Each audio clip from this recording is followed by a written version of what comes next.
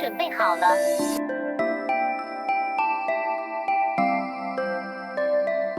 အားလုံးပဲမင်္ဂလာပါခင်ဗျာ Daily Dose Computer မှာကြိုဆိုပါရစေကျွန်တော်မှန်နိုင်ပါယခုသင်ခန်းစာလေးမှာကျွန်တော်သင်ကြားပေးချင်တာလေးကလုပ်ငန်းခွင်အတွက် PowerPoint ကိုဘယ်လိုမျိုးစနစ်တကျနဲ့အသုံးပြုရမလဲဆိုတာလေးကိုသင်ကြားပေးချင်တာဖြစ်ပါတယ်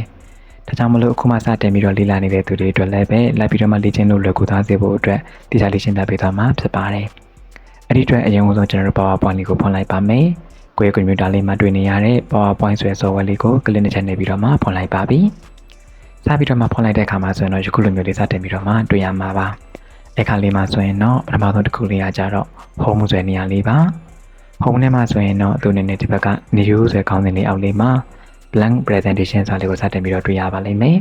ဒါလေးက presentation file PowerPoint file အလွတ်ကလေးပါ blank တိုင်းပဲရှိနေတာပါဒီထဲမှာကိုယ်နဲ့တက်တဲ့ပုံတွေထည့်လို့ရတယ်ကိုကြိုက်တဲ့ design တွေကိုစတင်ပြီးတော့မှရေးဆွဲလို့ရပြီပဲဖြစ်ပါတယ်သူရဲ့ဒီဘက်ကညာဘက်ချက်မှာပေါ်နေတဲ့ညာလေးတွေကကြတော့ template လေးလို့ခေါ်ပါတယ်ဒီ template တွေကကြတော့ကိုရင်တော့ကသုံးခဲ့ပူတာရှိမယ်ဆိုရင်ကြတော့ဒီဘက်ဘေးမှာလာပြီးတော့မှပြနေမှာပါကိုသုံးခဲ့ပူတာမရှိသေးဘူးဆိုတော့လာပြီးပြနေမှာမဟုတ်ပါဘူးအပြလို့လည်းပဲမဖြစ်ပါဘူးအဲ့အတွက်အလိုပါပဲတယောက်က recent ဆိုခေါ်တဲ့ခေါင်းစဉ်လေးအောက်ထဲမှာလည်းပဲ recent နေရာမှာကိုအရင်တော့ကသုံးခဲ့ပူတာရှိမဲ့ဖန်တီးခဲ့ပူတာရှိမဲ့ PowerPoint file လေးတွေကိုဒီမှာလာပြီးပြပေးနေမှာပါကိုသုံးခဲ့ပူတာမရှိသေးဘူးဖန်တီးခဲ့ပူတာမရှိသေးဘူးဆိုတော့ဒီမှာလည်းပဲပြပေးနေမှာမဟုတ်ပါဘူးမပြလို့လည်းပဲမဖြစ်ပါဘူးအဲ့အတွက်ကွာအခုမှစပြီးတော့မှ PowerPoint file တစ်ခုကိုစပြီးတော့မှယူချင်နေဆိုရင်တော့ home ထဲကနေပြီးတော့မှ blank presentation ဆိုတာလေးကိုနှိပ်ပြီးတော့မှယူနိုင်ပါတယ်ဒါကတော့ home ထဲမှာပါဝင်တဲ့အရာလေးပါနောက်တစ်ခါကျတော့ new ပါ new တစ်ချက်လေးနှိပ်လိုက်ပါမယ် new ဆိုတဲ့အတိုင်းလေးပဲ new ထဲမှာဆိုရင်အသက်ကလေးတွေစပြီးတော့မှယူလို့ရပါတယ်အခုနောက်တော့က home ထဲမှာတွေ့ကြရတဲ့ blank presentation ကိုဒီမှာလည်းပဲပြန်ပြီးတော့တွေ့ရတာကိုမြင်တွေ့ရပါလိမ့်မယ်ဒါကြောင့်မလို့က presentation file အသစ်တစ်ခုလိုချင်နေဆိုရင်သူ့နှိမ်လည်းပဲတူတူပါပဲဆွမ်းနာကနေရာလေးဖြစ်တဲ့ home ထဲမှာသွားပြီးနှိမ်မယ်ဆိုရင်လည်းပဲတူတူပါပဲပေါ့သူမှလည်းပဲဒီဘက်လေးမှာပြထားတဲ့ຢာလေးက template လေးလို့ခေါ်ပါတယ်ဒါလေးကကိုသုံးခဲ့ပူတာရှိမယ်ဆိုတော့လာပြီးတော့ပြနေမှာပါကိုသုံးခဲ့ပူတာမရှိဘူးဆိုတော့ပြနေမှာမဟုတ်ပါဘူးမပြလို့လည်းပဲမဖြစ်ပါဘူးအဲ့ဒီခါလေးမှာဒီအောက်လေးကိုနည်းနည်းလေးအောက်ကိုဆင်းပြီးတော့ကြည့်လိုက်တဲ့ခါလေးမှာဆိုရင်တော့ search for online template ဆိုတာလေးကိုမြင်တွေ့ရပါလိမ့်မယ်အဲ့မှာသွားဒီအောက်လေးမှာခေါင်းစဉ်လေးတွေခွဲပြပေးထားပါတယ်ဒါဆို presentation တွေဒါဆို theme ဒါဆို education အတွက်ချက်တွေမျိုးစုံရှိပါတယ်ပေါ့ဒါဆို business ပေါ့နော်ကိုနဲ့တဲ့ခေါင်းစဉ်လေးကိုကလစ်နေပြီးတော့လဲကိုလိုချင်တဲ့ຢာကိုရွေးချယ်ပြီးတော့မှလည်းသုံးနိုင်တယ်ဒါတွေအားလုံးကကျတော့သူက online template လို့ခေါ်တာဖြစ်တဲ့အတွက်ကိုယ့်ရဲ့ကွန်ပျူတာမှာ internet ရှိဖို့တော့လိုအပ်ပါတယ် internet ရှိရတဲ့ဒါတွေအားလုံးကိုယူပြီးတော့မှသုံးပြနိုင်ပါတယ်ဒါတွေကကျတော့ကိုယ်တိုင်ဖန်တီးတာမျိုးမဟုတ်ဘဲနဲ့ Microsoft PowerPoint ကနေပြီးတော့မှဖန်တီးပေးထားတဲ့ template တွေကိုကိုယ် download လုပ်လိုက်ပြီးတော့မှအသင်ယူပြီးတော့မှသုံးတာမျိုးပါသူလိုပေးထားတဲ့ design တွေသူရေးပေးထားတဲ့စာတွေထဲမှာကိုပြန်ပြီးပြုပြင်ခြင်းနဲ့ပုံတွေပြန်ပြင်တာမျိုးတွေစာတွေပြန်ပြင်တာမျိုးတွေလုပ်ပြီးတော့မှအသုံးပြုတာမျိုးကိုဆိုလိုပါတယ်အဲ့ဒီထဲကနေပြီးတော့မှကိုယ်ဘယ်ဟာလေးသဘောကျလဲပေါ့ဒါလေးကိုသဘောကျတယ်ဆိုရင်ကိုကြိုက်တဲ့ຢာလေးပေါ်မှာကလစ်တစ်ချက်လေးနှိပ်ပါဒါဆိုခုလိုမျိုးလေးပြလာပါလိမ့်မယ်အဲ့ဒီခါမှာဒါလေးကိုကသုံးချင်တယ်ဆိုရင်တော့အောက်လေးမှာ create ဆိုတာလေးကိုတွေ့ရမှာပါဒါလေးကိုတစ်ချက်နှိပ်လိုက်ပြီးဆိုတာနဲ့ဒီ presentation file လေးကတန်းပြီးတော့မှပွန်လာစေမှာဖြစ်ပါတယ်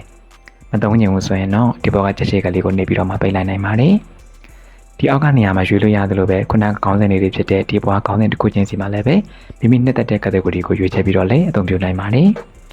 ်ဥပမာကိုလုံးမဲ့အကြောင်းအရာလေးက education နဲ့သက်ဆိုင်ရာတစ်ခုကိုလောက်ချင်နေဆိုရင်တော့ဒီမှာ education ဆိုတာလေးကိုနှိပ်လိုက်ပါပြီဒါဆိုရင်တော့သူကအခုပြလာတဲ့ຢာတွေအကုန်လုံးက education နဲ့သက်ဆိုင်တဲ့ຢာတွေပဲဖြစ်ပါတယ်ဒီထဲကနေပြီးတော့မှမိမိနဲ့သက်တဲ့ຢာကိုသုံးနိုင်ပါတယ်ဥပမာအားဖြင့်ဒီကလေးသုံးချင်နေဆိုရင်ကိုသုံးချင်တဲ့ຢာလေးပေါ့ကလေးတစ်ချက်နှိပ်ပါခုလိုမျိုးလေးပြလာပါလိမ့်မယ်အဲ့ကမှဒါလေးကိုသုံးချင်ပြီဆိုရင်တော့အောက်လေးမှာ create ဆိုတာလေးကိုနှိပ်ပေးလိုက်ရုံပါပဲဒါဆိုရင်ကိုယ့်ရဲ့ဒီ PowerPoint file လေးကပွန်လာစေမှာဖြစ်ပါတယ်ပေါ့မသုံးချင်ဘူးဆိုတော့ဒီဘက်ကချက်ချက်ကလေးကိုနှိပ်ပြီးတော့မှပိတ်လိုက်နိုင်ပါတယ်ဒီနေရာကနေပြီးတော့မှခုနကမူလနေရာကိုပြန်သွားချင်တယ်ဆိုရင်တော့ဒီပေါ်လေးမှာ back ဆိုတာလေးကိုတွေ့ရမှာပါဒါလေးကိုတစ်ချက်ကလေးနှိပ်ပေးလိုက်ပါဒါဆိုတော့နေရာကိုပြန်ပြီးရောက်သွားပါပြီအဲ့ဒီအတွက်ပေးထားတဲ့ခေါင်းစဉ်တွေကနေပြီးတော့လည်းရှာလို့ရသလိုအောက်ကပေးထားတဲ့အများကြီးတွေကနေပြီးတော့လည်းရှာလို့ရသလိုပဲနောက်တစ်ခုကကျတော့ဒီပေါ်မှာ box တွေပေးထားပါတယ်ဒီ search box လေးမှာလည်းပဲကိုလိုချင်တဲ့အကြောင်းအရာကိုရရှာပြီးတော့မှအသုံးပြုနိုင်ပါတယ်လုပ်ငန်းခွင်အတွက် PowerPoint ကိုအခြေခံမှစတင်ပြီးအစင်းမြင့်ထိကျွမ်းကျင်စွာအသုံးပြုလို့သူများအတွက် Advanced PowerPoint course လေးကိုတက်ရောက်နိုင်ပါတယ် Advanced PowerPoint course လေးမှာ Microsoft PowerPoint ကိုအခြေခံမှစတင်ပြီးအစင်းမြင့် level အထိစနစ်ကျဖြင့်ကျွမ်းကျင်စွာအသုံးပြုနိုင်အောင်လေ့လာသင်ကြားရမှာဖြစ်ပါတယ်သင်ခန်းစာဗီဒီယိုလေးတွေကိုလေ့လာပြီးလုပ်ငန်းခွင်မှာလက်တွေ့အသုံးချနိုင်အောင်ရည်ရွယ်ပြီးတော့သင်ကြားပေးထားတဲ့သင်တန်းလေးဖြစ်ပါတယ်သင်တန်းလေးကိုလေ့လာသင်ကြားရမယ့်ပုံစံလေးက Facebook Private Group သို့မဟုတ် Telegram Channel လေးမှာသ တင်နန်းစာဗီဒီယိုပေါင်း80ကျော်ကိုအဆင်ပြေစွာဖြင့်စနစ်တကျလေ့လာသင်ယူရမှာဖြစ်ပါတယ်။မူလသင်တန်းကြေး98,000ကျပ်အစားယခုလအတွင်းမှာအထူးသင်တန်းကြေး9,000ကျပ်တဲ့ပြန်လက်ခံပေးနေတာဖြစ်ပါတယ်။ယခုလိုအထူးသင်တန်းကြေးလေးအနေနဲ့ကကျွန်တော်အများနဲ့လက်ခံပေးနိုင်မှာမဟုတ်တဲ့အတွက်သင်တန်းလေးကိုအများဆုံးတက်ရောက်ဖို့ကိုဖိတ်ခေါ်အပ်ပါတယ်ခင်ဗျာ။ဒီ box ထဲမှာခါစားလေးထားလိုက်ပြီးတော့မှဥပမာမိမိက certificate design တခုကိုရေးဆွဲခြင်းနဲ့ဆိုပါစို့ပေါ့ဒါတကွာဒီမှာလာပြီးတော့မှ certificate ဆိုပြီးရိုက်ပြီးတော့မှထည့်လိုက်ရုံပါပဲမိမိလိုချင်တဲ့မိမိနှစ်သက်တဲ့အရာဘယ်မှာမဆိုထည့်သွင်းပြီးတော့မှတောင်းလို့ရပါတယ် certificate လို့ရိုက်ပြီးတော့မှထည့်သွင်းလိုက်ပြီးသွားပြီဆိုတော့ဒီဘက်လေးက man blue လေးကိုတစ်ချက်နှိပ်လိုက်ပါပြီဒါဆိုရင်သူကကိုရှာလိုက်တဲ့ခေါင်းစဉ်ပုံမူတည်ပြီးတော့မှရှာဖွေပေးနေပါပြီအများကြီးကြာလာပါပြီဒါလေးအားလုံးကကိုတောင်းလိုက်တဲ့အတိုင်းပဲ certificate နဲ့သက်ဆိုင်ရာ design လေးတွေပဲဖြစ်ပါတယ်ဒီထဲကနေပြီးတော့မှကွာအားလုံးကိုအခမဲ့ယူပြီးတော့သုံးလို့ရပါတယ်ဥပမာအားဖြင့်ကွာဒီကောင်လေးသုံးညင်နေဆိုပါစို့ကိုသုံးညင်တဲ့အရာလေးပေါ်မှာ mouse ကနေကလေးတစ်ချက်နှိပ်ပါခုနလိုပဲပြလာပါလိမ့်မယ်ကွာသုံးညင်နေဆိုရင်တော့ဒီအောင်လေးမှာ gray ဆိုတာလေးရှိပါတယ်သူနှိပ်ထားလိုက်ပါဒါဆိုရင်သူ download စတင်ပြီးတော့မှလုံနေပါပြီခဏကြာတဲ့အခါမှာပွင့်လာပါလိမ့်မယ်ဒါဆိုတော့ရလာပါပြီဆိုတော့ငါပြောခဲ့တဲ့အတိုင်းလေးပါပဲဒါတွေကကိုကိုယ်တိုင်ဖန်တီးတာမဟုတ်ပါဘူးသူတို့ company ကနေဖန်တီးပေးထားတဲ့အသင့်အသုံးလို့ရတဲ့ template လေးတွေပါသူဖန်တီးပေးထားတဲ့ design လေးမှာဒီမှာရေးထားတဲ့စာတွေနေရာမှာမိမိကြိုက်တဲ့စာတွေပြင်လို့ရတယ်မိမိကြိုက်တဲ့ပုံတွေနဲ့ထည့်လို့ရတယ်ပေါ့နော်ပြင်ပြီးပြုပြင်ပြောင်းလဲမှုတွေလုပ်ပြီးတော့မှအစားထိုးပြီးပြန်ပြီးသုံးလို့ရမယ်လို့ဆိုလိုတာမျိုးဖြစ်ပါတယ်အဲ့အတွက်ဒီနေရာလေးမှာကနာမည်လေးပြောင်းကျင်နေဆိုရင်လည်းကလေးတစ်ချက်နှိပ်ပါပေါ့ကိုပြောင်းနေတဲ့နာမည်ကိုလက်ကနေပြီးတော့မှရေးသွင်းလိုက်လို့ရပါတယ်ဥပမာဒါလေးက hand အတွက်ဆိုရင် hand ဆိုပြီးရေးလိုက်မယ်ပေါ့နော်ဥပမာပြောတာပါဒီမှာမြင်တွေ့နေရတဲ့ဒီစာတွေကြိုက်တဲ့စာတွေအကုန်လုံးကိုပြောင်းလဲပြင်ဆင်လို့ရပါတယ်ဒါကတော့ဘယ်လိုမျိုးဒီ template လေးတွေသုံးရမလဲဆိုတာလေးပဲဖြစ်ပါတယ်အခုကတော့မသုံးတာဖြစ်တဲ့အတွက်ပြန်ပြီးတော့မှပိတ်လိုက်ပါမယ်အဲ့အတွက်ဒီဘက်ကကြည့်ကလေးရှိပါတယ်သူနေပြီးတော့မှပိတ်လိုက်ပါမယ်မစီတော့ပါဘူးအဲ့အတွက်ဒုံးစေစာလေးကိုနှိပ်လိုက်ပါမယ်ပြန်ပြီးတော့မှ PowerPoint လေးကိုဖွင့်လိုက်ပါမယ်ဒါလေးကတော့ခုနက new ဆိုတဲ့မှာပါဝင်နေတဲ့အရာလေးတွေကိုပြပြပေးတာဖြစ်ပါတယ်ကိုသုံးညနေဆိုရင်လည်းသုံးလို့ရပါတယ်ပေါ့နောက်တစ်ခါကျတော့ open မှာ open လေးကကျတော့ကိုယ့်ရဲ့ computer ထဲမှာရှိနေတဲ့ PowerPoint file လေးကိုဖွင့်ကျင်တဲ့အခါမှာအသုံးပြုနိုင်ပါတယ် open ကိုနှိပ်လိုက်ပါပြီဒါဆိုရင်ဒီလိုနေရာလေးကိုရောက်သွားပြီမိမိဖွင့်ချင်တဲ့ file လေးကကိုယ့်ရဲ့ computer လေးရဲ့ဘယ်နားမှာရှိလဲဆိုတာကိုနေရာလေးကိုရွေးချယ်ပြီးတော့မှဖွင့်ပေးရမှာပါအဲ့လိုဖွင့်ဖို့အတွက်ဆိုရင်တော့ဒီအောင်လေးမှာ browser လေးကိုတွေ့ရပါတယ်သူနှိပ်ပေးလိုက်ပါဒါဆိုရင်ခုလိုမျိုးလေး open ဆိုပြီးတော့မှ dialog box လေးကြာလာပါလိမ့်မယ်အကွေများမိမိဖွင့်ချင်တဲ့ file လေးကဥပမာ desktop ပေါ်မှာတင်ထားတဲ့ဆိုရင်တော့ desktop ကိုသွားပါကိုယ် file လေးရှိနေတဲ့နေရာကိုရွေးချယ်ရမှာဖြစ်ပါတယ်ပြီးတော့ရင်ဒီမှာဥပမာအားဖြင့် MacWiki ဆိုတဲ့ကိုယ့်ရဲ့ PowerPoint file လေးရှိတယ်ပေါ့ဒါလေးကိုဖွင့်ချင်တဲ့ဆိုရင်ကိုဖွင့်ချင်တဲ့ file လေးပေါ်မှာ click နှိပ်ပါပြီးတော့ဒီရောက်လေးမှာ open ဆိုတာလေးရှိပါတယ်ဒါလေးကိုတစ်ချက်ကလေးနှိပ်ပေးလိုက်ပါဒါဆိုရင်ကိုယ့်ရဲ့ MacWiki လို့ခေါ်တဲ့ PowerPoint file လေးကပွင့်လာပြီပဲဖြစ်ပါတယ်ဒါလေးကတော့ open ဆိုရမှာပါဝင်တဲ့အရာလေးတွေပါပြန်ပြီးတော့မှကြည့်ကလေးနှိပ်ပြီးတော့ပိတ်လိုက်ပါမယ် PowerPoint လေးကိုပြန်ဖွင့်လိုက်ပါမယ်အဲ့ဒီအတွက် PowerPoint ကိုစပြီးတော့ဖွင့်လိုက်ပြီဆိုရင်တော့ home new open ဆိုပြီးတော့မှဒီသုံးခုကိုမြင်တွေ့ရမှာဖြစ်ပါတယ်ဒါကြောင့်မလို့ကွာတော့ဒီလိုမျိုးသူတို့ပေးထားတဲ့ template တွေလည်းသုံးမှာမဟုတ်ဘဲနဲ့မိမိကိုယ်တိုင် presentation အသစ်တစ်ခုကိုပဲကိုယ်တိုင်ဖန်တီးချင်တာဖြစ်တဲ့အတွက် home ကိုသွားပြီးတော့မှ blank presentation ကိုနှိပ်လဲရပါတယ်ဒါမှမဟုတ် new ကိုသွားပြီးတော့မှ blank presentation ကိုနှိပ်လဲရပါတယ်ပြာကိုသုံးတူတူပါပဲအဲ့အတွက်ဒီကောင်လေးပေါ်မှာကလစ်တစ်ချက်လေးနှိပ်လိုက်ပါပြီဒါဆိုရင်တော့ presentation number 1ဆိုပြီးတော့မှ PowerPoint file လေးတစ်ခုစတင်ပြီးတော့မှရရှိလာပြီပဲဖြစ်ပါတယ် file လေးတစ်ခုစပြီးရလာပြီဆိုတာနဲ့သူအခုလိုမျိုးလေး number 1ဆိုပြီးတော့မှ slide တစ်ခုကိုစပေးတာကိုတွေ့ရမှာပါ Microsoft PowerPoint လေးမှာကကျတော့ site လေးကိုသူက slide လို့ခေါ်ပါတယ်ဒါ slide number 1မှာပေါ့ဒီ slide လေးထဲမှာကမိမိရေးသွင်းခြင်းနဲ့စာတွေရေးလို့ရတယ်ထည့်ခြင်းနဲ့ပုံတွေထည့်လို့ရပါပြီ design တွေပြုလုပ်လို့ရပါပြီမိမိအသုံးပြုခြင်းနဲ့ presentation ကိုဖန်တီးလို့ရပါပြီအဲ့တော့အခု slide တစ်ခုလေးစပြီးရလာပါပြီရလာပြီဆိုရင်ကိုလုပ်ချင်တဲ့ slide လေးတွေကကိုလုပ်ချင်တဲ့ presentation တစ်ခုက slide တစ်ခုတည်းနဲ့မလုံလောက်ဘူးဆိုပါစို့ slide နောက်တစ်ခုကိုထပ်ပြီးတော့လိုချင်သေးတယ်ပေါ့အဲ့ဒါ slide နောက်တဲ့အသစ်တစ်ခုကိုထပ်ပြီးတော့တောင်းဖို့အတွက်ဘယ်လိုထပ်ပြီးတော့ယူလို့ရမလဲဆိုတာကိုပါသိထားဖို့လိုအပ်ပါတယ်အဲ့တော့ slide တစ်ခုထပ်ပြီးတော့ယူချင်တယ်ဆိုရင်တော့ဒီပေါ်လေးမှာ home tab လေးရှိပါတယ် home tab ရဲ့အောက်လေးမှာ slide ဆိုတာလေးကိုတွေ့ရမှာပါအဲ့ဒီမှာဒီပေါ်လေးမှာ new slide ဆိုတာလေးကိုတွေ့ရပါလိမ့်မယ်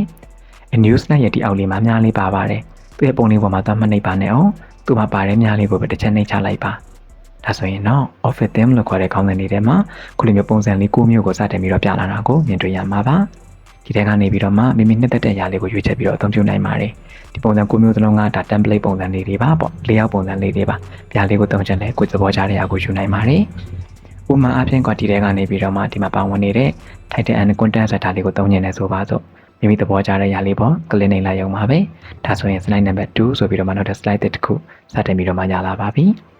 ကိုတောင်းလိုက်တဲ့ဒီဟာလေးကကျတော့ title content ဆိုတဲ့ဟာလေးကိုတောင်းလိုက်တာဖြစ်တဲ့အတွက်သူကဒီပေါ်မှာ title ရေးလို့ရမယ်တဲ့အောက်ကနေပြီးတော့မှစာရေးခြင်းနဲ့ရတဲ့ content တစ်မျိုးမျိုးထည့်မယ်ဆိုလည်းရတယ်ဆိုတဲ့ပုံစံလေးရလာတာကိုမြင်တွေ့ရမှာပါလုပ်ငန်းခွင်အတွက်ကွန်ပျူတာကိုအခြေခံကနေစတင်ပြီးတော့စနစ်တကျနဲ့ကျွမ်းကျင်စွာအသုံးပြုနိုင်ဖို့အတွက် Computer Basics Online Class လေးကိုတက်ရောက်နိုင်ပါတယ်။ Computer Basics Online Class လေးမှာတော့ Windows 10 အသုံးပြုပုံလုပ်ငန်းတစ်ပတ်တိုင်းမှာအရန်ကိုအရေးပါတဲ့ Microsoft Word, Microsoft Excel, Microsoft PowerPoint, Microsoft OneNote, Microsoft Publisher စတဲ့သင်ခန်းစာတွေနဲ့အခြေခံ Internet Email အသုံးပြုပုံတွေ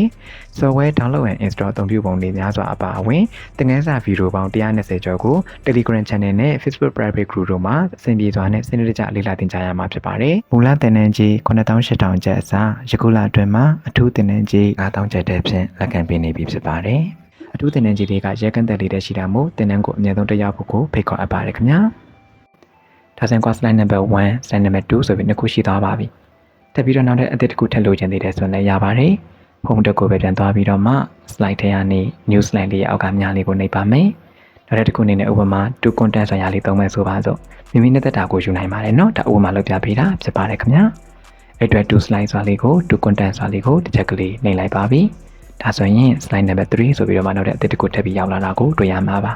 ါဒီလိုမျိုးနည်းလမ်းလေးနဲ့ကိုနေနဲ့က slide တွေကိုအကန့်အသတ်မရှိအများကြီးထပ်ပြီးတော့မှယူသွားလို့ရပါတယ်ဒီမှာတော့ဥပမာအပြင် slide လေး3ခုယူလိုက်တယ်ဆိုပါစို့ဒါဆိုရင် slide number 1မှာကွာအလုပ်လုပ်ချင်တယ်ဆိုရင် slide number 1ဆိုတဲ့ဒီဘက်ကတိတိလေးပေါ်မှာနေပေးရပါမယ်ဒါမှဒီဘက်ကအကြည့်ကြီးနေရာလေးမှာ slide လေးကိုပြလာမှာဖြစ်ပါတယ်ကိုလှုပ်လှုပ်ချင်တာက slide number 2ဆိုရင်2ပေါ်မှာနေပေးရပါမယ်ဒါမှ slide number 2ကိုပြပေးမှာပါအလုံးမဟုတ်ဘဲနဲ့ကွာ slide number 3မှာလှုပ်လှုပ်ချင်တာကို1မှာသွားပြီးနေထားလို့မရပါဘူးပေါ့ကိုလှုပ်ချင်တဲ့ slide လေးကို selection ပေးဖို့လိုအပ်ပါတယ်ဒါဆိုရင်ကိုအနေနဲ့ကဒီမှာ slide number 1လေးရလာပြီးရလာတော့သူ့ရဲ့ပုံစံလေးကတဲ့ click to add title တဲ့တင်တိုက်တဲ့ရေးချင်တဲ့စာရေးချင်တဲ့ဆိုရင်တော့ click နဲ့ရုံပါပဲတဲ့ဒါလေးကကျတော့သူက၄ယောက်ထဲမှာအစတည်းကပါနေပြီးသားဖြစ်တဲ့အတွက်ကွာကိုယ်တိုင်ဘာမှဖန်တီးပေးတာမလိုပဲနဲ့စာရေးမယ်ဆိုရင် click နှိပ်ပါလို့ပြောတာဖြစ်တဲ့အတွက်ကွာ click တစ်ချက်နှိပ်လိုက်ရုံပါပဲပြီးတော့ကိုရေးချင်တဲ့ data လေးကိုလာပြီးတော့မှရေးသွင်းလိုက်ရုံပဲဖြစ်ပါတယ်အဲ့လိုပါပဲဒီယောက်ကနေရာလေးမှာလည်းပဲသင်ကတဲ့ subtitle တစ်ခုအနေနဲ့နောက်တဲ့စာထပ်ပြီးရေးချင်သေးတယ်ဆိုရင်လည်း click နှိပ်ပါလို့ဆိုလိုတာဖြစ်တဲ့အတွက် click တစ်ချက်နှိပ်ပါပြီးမိမိရေးချင်တဲ့ data လေးကိုလာပြီးတော့မှရေးသွင်းလိုက်ရုံပဲဖြစ်ပါတယ်ဒါဆိုစာလေးတွေကလိုလျာပေါ်လာမှာပါအဲ့လိုပါပဲ slide number 2ကိုသွားချင်တယ်ဆိုရင်လည်းပဲ slide number 2ပေါ်မှာနှိပ်လိုက်ပါပြီသူကလည်းပဲအတင်အားပေါ်မှာခေါင်းစဉ်တက်ချင်တယ်ဆိုရင် click နှိပ်ပါတယ်မတက်ချင်တဲ့တန်းထားခဲ့လို့ရပါတယ်ဘာမှမဖြစ်ပါဘူးကိုရေးချင်တယ်ဆိုပါစို့အဲဆိုရင် click နှိပ်လိုက်ပါပြီကိုရေးချင်တဲ့ data လေးကိုလာပြီးတော့မှရေးသွင်းလိုက်ပါမယ်အောက်မှာလည်းပဲတင်အားစာရေးချင်တယ်ဆိုရင် click နှိပ်ပါတဲ့စာရေးလို့ရတဲ့ပြင်ကိုပဲသူကဒီအောက်လေးမှာဆိုရင်တော့ content လို့ခေါ်တဲ့ຢာလေးတွေထည့်လို့ရပါတယ်ဒါမှတစ်ခါကျတော့ mouse တင်ကြည့်တဲ့အခါမှာ stock image ဆိုပြီးပြောပါတယ် stock image ဆိုတာတော့ဒီ internet ကနေပြီးတော့မှတပ်ပုံလေးတွေထည့်သွင်းတာကိုဆိုလိုပါတယ်ဒုတိယအကောင်လေးကကျတော့ picture ပါ picture ဆိုတာကကျတော့ကိုယ့်ရဲ့ computer ထဲမှာတပ်ပုံလေးရှိမယ်ဆိုရင်အဲ့ဒီပုံလေးကိုထည့်သွင်းခြင်းတဲ့အခါမှာအသုံးပြုနိုင်ပါတယ်ပြီးတော့တခြားအောက်ကຢာလေးလည်းပဲသုံးနိုင်ပါသေးတယ်ပေါ့အဲ့အတွက်ဥပမာအပြင်ကိုအနေနဲ့ကဒီမှာကတော့ဒီပုံလေးတွေလည်းမထည့်သေးဘဲနဲ့စာပဲရေးချင်တယ်ဆိုပါစို့စာရေးချင်တယ်ဆိုတော့ဒီမှာ click နှိပ်ပေးပါလို့ပြောတာဖြစ်တဲ့အတွက် click နှိပ်ပါပြီးကိုရေးချင်တဲ့ data လေးကိုလာပြီးတော့မှရေးသွင်းလိုက်ပါမယ်ပေါ့ပြီးတော့ပြီးရင် slide number 3ကိုလည်းသွားပါမယ်3ကို click နှိပ်ပါတယ်ဒီမှာလည်းလိုပါပဲစာရေးခြင်း click နှိပ်ပါအောက်မှာလည်းစာရေးခြင်း click နှိပ်ပါဒီမှာလည်းပဲစာရေးလို့လည်းရတယ်လို့ကြိုက်တဲ့ content ပုံလေးတွေလည်းထည့်လို့ရတယ်လို့ဆိုလိုလာပါတယ်ပေါ့ဒါဆိုရင်ကွာဥပမာအပြင် slide 3ခုရလာပြီးနောက်တစ်စက်အနေနဲ့ကွာဘာထပ်ပြီးလုပ်ချင်သေးလဲဆိုတော့ကွာအခုမှ slide လေးတွေကိုစပြီးယူလိုက်တာဖြစ်တဲ့အတွက် slide လေးတွေကဘာ color မှမပါဘူးဘာ design မှမပါဘဲနဲ့တာမန်တိုင်းလေးအဖြူရောင်လေးတွေနဲ့ရိုးချင်းချင်းလေးဖြစ်နေတာကိုမြင်တွေ့ရမှာပါဒါလေးကိုကွာ slide တစ်ခုချင်းလေးမှာကိုယ့်ရဲ့ slide လေးတွေကိုပို့ပြီးတော့မှဆွဲဆောင်မှုရှိစေဖို့အတွက် presentation ပြတဲ့အခါမှာလှနေဖို့အတွက်ဆိုရင်ကွာ design လေးတွေသုံးဖို့လိုအပ်ပါတယ်အဲ့လို design တွေသုံးညင်နေဆိုရင်တော့ဒီပေါ်လေးမှာ design ဆိုတဲ့ tab လေးရှိပါတယ်သူ့ကိုသွားလိုက်ပါမယ်ဒီအောင်လေးမှာသင်မစွာလေးကိုတွေ့ရမှာပါဒီထဲကနေပြီးတော့မှမိမိကဘယ်ဟာကိုသဘောကျလဲပေါ့သွားပြီးတော့မနှိပ်ကြည့်ပါနဲ့အောင်ဒါလေးသဘောကျလား mouse တင်ကြည့်လိုက်ပါကိုယ့်ရဲ့စာလေးကိုအောက်မှာ preview အနေနဲ့ပြတာကိုတွေ့ရပါလိမ့်မယ်ဒါလေးကိုသဘောကျလား mouse တင်ကြည့်ပါဒါလေးဆိုရင်တစ်မျိုးဒါလေးဆိုရင်တစ်မျိုးမျိုးစုံပါပဲပေါ့နော်မိမိနဲ့တက်တဲ့ຢာကိုသုံးနိုင်ပါတယ်ဥပမာကွာဒီကောင်လေးသဘောကျတယ်ဆိုပါစို့ကတိတစ်ချက်လေးနှိပ်ချလိုက်အောင်ပါပဲဒါဆိုရင်ကိုယ့်ရဲ့ slide 1 2 3သုံးခုစလုံးမှာဒီပုံစံလေးဝင်သွားတာကိုမြင်တွေ့ရမှာပါဒါဆိုရင်ခုနကရိုးရှင်းရှင်း plain တိုင်းနဲ့စာမယ်ဆိုရင်တော့ပို့ပြီးတော့လာသွားတာကိုမြင်တွေ့ရပါလိမ့်မယ်ပို့ပြီးတော့မဆွဲဆောင်မှုရှိသွားပါလိမ့်မယ်အဲ့အတွက်နောက်ဆုံးတစ်ဆင့်အနေနဲ့ကွာ slide လေးတွေအသေးလေးလည်းယူတက်သွားပြီးစာလေးလည်းရေးလိုက်ပြီး design လေးလည်းပြောင်းလဲပြီးသွားလို့မှ presentation တစ်ခုကို slide show စပြီးပြချင်တယ်ဆိုပါစို့ဒါနဲ့ slide show ဘယ်လိုပြရမလဲပေါ့အဲ့အတွက်ကလည်းအရင်လွယ်ပါတယ်ဒီပေါ်ဆုံးလေးက presentation number 1ဆိုတဲ့ကောင်လေးရဲ့ဒီဘက်လေးမှာတရားကြီးခလုတ်လေးကိုတွေ့ရမှာပါ ဒီကောင်လေးဝက်မောက်စေတင်လိုက်တဲ့အခါမှာ start from beginning ဆိုပြီးပြောနေတာတွေ့ရမှာပါသူ့တစ်ချက်ကလေးနှိမ်လိုက်အောင်ပါပဲဒါဆိုရင်တော့ slide number 1ကိုစတင်ပြီးတော့မှပြနေပါပြီဒီကနေပြီးတော့မှဒီ slide ပေါ်မှာ mouse ကနေပြီးတော့မှကလစ်တစ်ချက်လေးနှိမ်လိုက်ပါဒါဆိုရင်တော့ slide number 2ကိုပြပါပြီအဲ့လိုမျိုး mouse ကနေမနှိပ်ချင်ဘူးဆိုရင်လည်းပဲကိုယ့်ရဲ့ keyboard လေးမှာ up arrow down arrow လို့ခေါ်တဲ့မြားလေးတွေရှိပါတယ်အပေါ်သွားတဲ့မြားလေးအောက်သွားတဲ့မြားလေးရှိတယ်ဒါခုလောလောဆယ်ရောက်နေတာ slide number 2မှာရောက်နေတာပါ slide number 2ကနေမှ slide number 3ကို next slide ကိုထပ်သွားခြင်းနဲ့ဆိုရင်တော့ keyboard ကအောက်ကိုသွားတဲ့ down arrow မြားလေးကိုတစ်ချက်ကလေးနှိပ်လိုက်ပါဒါဆိုရင်တော့ဒါ slide number 3ပါ slide number 3ကနေပြီးတော့မှသူ့ရဲ့ရှေ့က previous slide ဖြစ်တဲ့ slide number 2ကိုပြန်သွားခြင်းနဲ့ဆိုရင်တော့အပေါ်သွားတဲ့မြားလေးကိုနှိပ်ပါအပေါ်သွားတဲ့မြားလေး up arrow လေးကိုတစ်ချက်နှိပ်လိုက်ပြီးဆိုရင်ဒါ slide number 2ပါနောက်ထပ် up arrow ကိုတစ်ချက်ထပ်ပြီးတော့နှိပ်လိုက်တဲ့ဆိုရင်ဒါ slide number 1ပါဒါကြောင့်မလို့ကအပေါ်ဒီအောက်တွေကိုချက်သလိုသွားလို့ရပါတယ်အဲ့တော့က next slide ကိုသွားခြင်းနဲ့ဆိုရင်တော့ down arrow နှိပ်တယ်နောက်ထပ်တစ်ချက်မြားလေးအောက်သွားတဲ့မြားလေးကိုထပ်ပြီးနှိပ်ပါတယ်နောက်တစ်ချက်ထပ်ပြီးနှိပ်လိုက်ပြီးဆိုရင်တော့ခွာ slide က3ခုပဲရှိတာမလို့ slide ကကုန်သွားပါပြီပေါ့ဒါဆိုတော့အမဲရောင်ကြီးဖြစ်သွားပါပြီအဲ့ကမှနောက်ထပ် down arrow မြားလေးကိုတစ်ချက်ပြန်နှိပ်လိုက်ပြီးဆိုရင်တော့မူလနေရာလေးကိုပြန်ရောက်သွားတာကိုမြင်တွေ့ရမှာပါဒါဆိုရင်တော့ PowerPoint လေးကိုအခုမှစပြီးတော့မှအသုံးပြုမဲ့သူတွေအတွက်ဆိုရင် PowerPoint လေးကိုဘယ်လိုစတင်ပြီးတော့မှအသုံးပြုရမလဲ PowerPoint မှာဘာတွေပါဝင်လဲ slide တွေဘယ်လိုယူရပြီးတော့မှ presentation တွေဘယ်လိုစတင်ပြီးပြလို့ရမလဲဆိုတာလေးကိုလေ့လာခဲ့ရတာဖြစ်ပါတယ်ဒီသင်ခန်းစာလေးရမျိုးတွေရဲ့လုပ်ငန်းခွင်တွေတစုံတရာကြိုးရှိမှလို့ယုံကြည်ပါတယ်သင်ခန်းစာလေးကကြိုးရှိတယ်ဆိုရင်ဗီဒီယိုလေးကို like လေးနှိပ်ခဲ့ပေးပါ comment လေးမှာလည်း yes လို့ရေးခဲ့ပေးပါဒီသင်ခန်းစာလေးမှာနားမလည်တာမရှင်းတာရှိမယ်ဆိုရင် comment လေးမှာမေးခဲ့နိုင်ပါတယ်ဒါနဲ့သင်ကြားပေးသိချင်တဲ့သင်ခန်းစာလေးတွေသိချင်တဲ့မေးခွန်းလေးတွေရှိမယ်ဆိုရင် comment လေးမှာမေးခဲ့ပေးပါကျွန်တော်ပြန်ပြီးတော့မှဖြေကြားပေးသွားပါမယ်ခုလိုမျိုး PowerPoint လေးကိုအခြေခံကနေပြီးတော့မှအစင်းမြင့် level ဒီစနစ်ကြားနဲ့ကျွမ်းကျင်တာတက်မြောက်ချင်တယ်ဆိုရင်တော့ကျွန်တော်ရဲ့ Advanced PowerPoint course လေးကိုတက်ရောက်ဖို့ဖိတ်ခေါ်အပ်ပါတယ်ဗီဒီယို course လေးဖြစ်တဲ့အတွက်မိမိလိုအားတဲ့အခါမှာချိန်မျိုးလေ့လာနိုင်မှာဖြစ်ပါတယ် Facebook ဒါမှမဟုတ် Telegram မိမိနဲ့တက်တဲ့ platform မှာသင်ခန်းစာဗီဒီယိုအစားဆုံးကိုလေ့လာရမှာဖြစ်ပါတယ်ယခုလအတွင်းမှာအထူးသင်တန်းကြီး9000ကျပ်တဲ့လက်ခံပေးနေတာဖြစ်တဲ့အတွက်သင်တန်းလေးကိုမြန်တော့တက်ရောက်ဖို့ကိုလည်းဖိတ်ခေါ်အပ်ပါတယ်အကြိမ်များမိမိကဆရာနဲ့တရားဆွန်ဖြင့်သင်ကြားခြင်းနဲ့ဆိုရင်တော့ Advanced Excel 1-on-1 ဆွန် class တွေကိုတက်ရောက်နိုင်ပါတယ်ဆွန် class တွေကိုယခုလအတွင်းမှာအထူးသင်တန်းကြီး2သိန်းကျပ်တဲ့လက်ခံပေးနေတာဖြစ်ပါတယ်ဒါကြောင့်မို့သင်တန်းလေးတွေကိုတက်ရောက်ခြင်းနဲ့ဆိုရင်တော့ Daily Dose Computer ဘိုင်းဟန်မန်နိုင်ဆိုတဲ့ Facebook page Messenger မှာသင်တန်းအပ်လို့ရပါတယ်ဒီဗီဒီယိုလေးရဲ့ပုံမှာပါတဲ့ဖုန်းနံပါတ်လေးကိုလည်းဆက်သွယ်လို့ရပါတယ်အဲဒီဖုန်းနံပါတ်လေးရဲ့ Viber နဲ့ Telegram တို့မှာလည်းသင်တန်းအပ်လို့ရပါတယ်ခင်ဗျာဒါပြည့်စုံတဲ့နေ့ရက်လေးကိုပြန်လည်ထောက်ပြပေးနိုင်ကြပါစေအားလုံးကိုစိတ်နှပြချမ်းသာကြပါစေအားလုံးကိုကျေးဇူးတင်ပါတယ်ခင်ဗျာ